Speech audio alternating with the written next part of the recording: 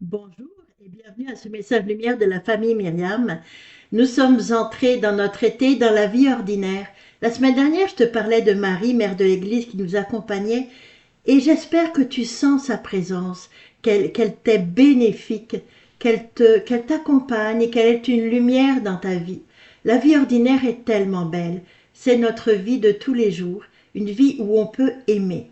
Et Jésus, aujourd'hui, dans l'Évangile, nous dit une parole qui peut euh, des fois être un peu compliquée à comprendre.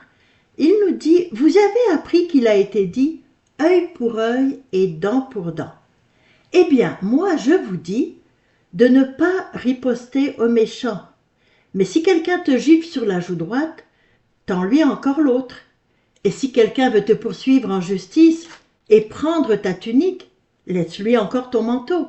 Et si quelqu'un te réquisitionne pour faire 1000 pas, fais-en 2000 avec lui. À qui te demande donne, à qui veut t'emprunter, ne tourne pas le dos. Hey, c'est toute une coche que Jésus, toute une marche que Jésus nous invite à monter. Il vous a été dit. La Bible nous a transmis quelque chose. Mais notre culture, notre histoire, nos parents, nos grands-parents, notre famille nous ont transmis des valeurs. Puis notre propre expérience de vie aussi nous a transmis une manière de vivre, de se correspondre. Mais Jésus nous dit, tout ça c'est bel et bon, c'est bien. Mais moi maintenant je t'invite à aller plus loin. Est-ce que ça veut dire qu'il faut qu'on se laisse frapper parce qu'on est chrétien, comme on l'a si souvent fait, qu'on supporte tout, qu'on accepte tout et n'importe quoi? Non, pas du tout, pas du tout. Alors qu'est-ce que ça veut dire? Rien de mieux que de regarder Jésus. Comment est-ce que Jésus l'a fait? Alors, quand est-ce que Jésus a été frappé sur la joue? Eh bien, quand il a été convoqué au Sanhédrin, quand il a comparu euh, devant le grand prêtre, un soldat l'a frappé.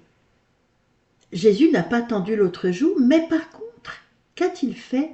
Il a dit au soldat, « Pourquoi me frappes-tu? Si je dis quelque chose de mal, dis-moi ce que j'ai dit de mal. Mais si je n'ai rien dit de mal, pourquoi me frappes-tu » Un peu plus tard, le lendemain, quand il est cloué sur la croix, il n'argumente pas, il dit, « Père, pardonne-leur, ils ne savent pas ce qu'ils font. » Alors, qu'est-ce que on peut comprendre là-dedans? On peut voir que Jésus dit qu'il y a un mal qui est commis. Pourquoi me frappes-tu? Père, pardonne-leur, ça veut dire ils ont fait le mal. Le mal est fait. Mais Jésus fait la différence entre l'acte méchant et la personne.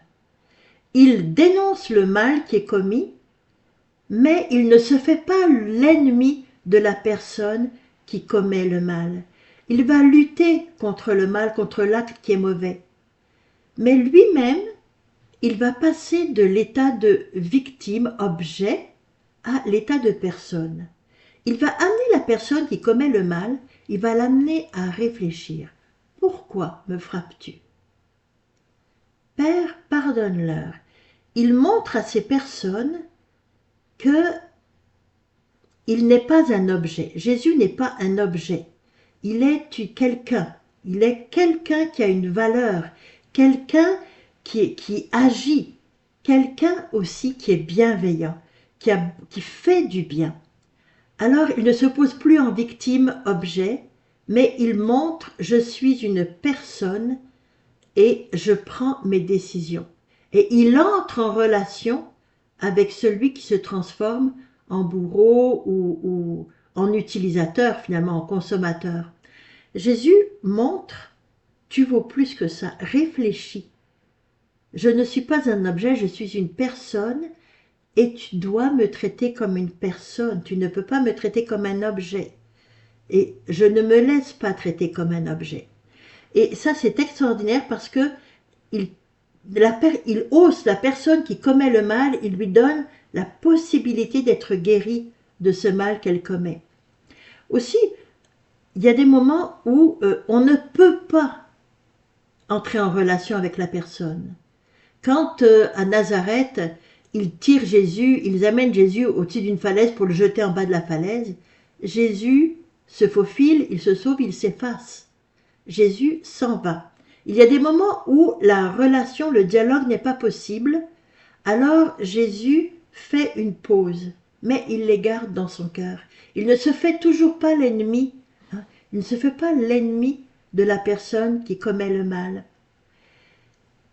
Alors Jésus nous montre par ses actes qu'il faut du discernement. Il faut toujours discerner entre ce moment où je vais essayer d'entrer en dialogue pour faire réfléchir, pour aller plus loin, et le moment où je ne peux pas entrer et il est temps que je recule.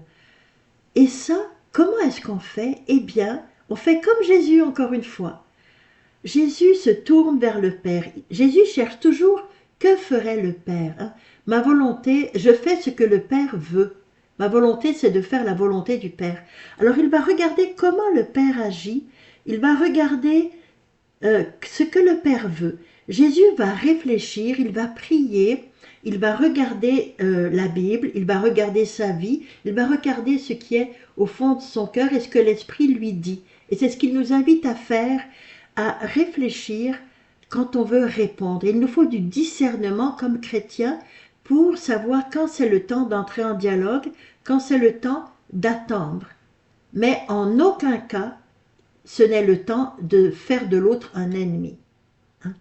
C'est toujours le temps de penser au bien de l'autre qui a commis le mal. Alors si on ne peut rien faire, il nous reste toujours la toute-puissante offrande de Jésus. Témoigner de l'amour de Dieu. Témoigner que ce n'est pas Dieu qui commet le mal, c'est l'homme qui commet le mal.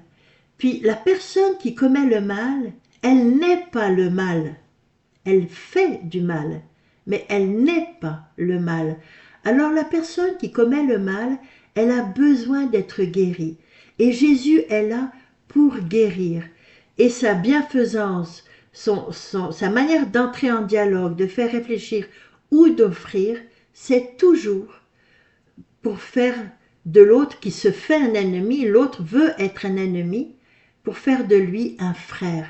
Jésus se fait toujours le prochain de celui qui commet le mal, et c'est un petit peu ce que Jésus nous dit finalement. On vous a dit, œil pour œil, dent pour dent, moi je te dis, fais-toi le prochain, le frère le plus proche, le plus compatissant, le plus aimant de ton frère qui fait le mal, parce que ton frère qui fait le mal est celui qui a la plus grave maladie, la maladie la plus douloureuse au monde, c'est de se livrer au mal, et il a besoin d'être sauvé. Alors, Jésus te choisit pour être à sa suite dans ce bel été. Je voudrais aussi te dire que mercredi, donc dans 2 jours, nous allons commencer la neuvaine à Sacré-Cœur de Jésus, au Sacré-Cœur de Jésus. Je vais t'inviter à la regarder, à l'écouter, parce que comment ne choisir un autre moment, une autre manière de transformer son cœur que de communier au cœur de Jésus. Alors je te souhaite de passer une très belle journée. Au revoir et à demain et bonne neuvaine. Jésus.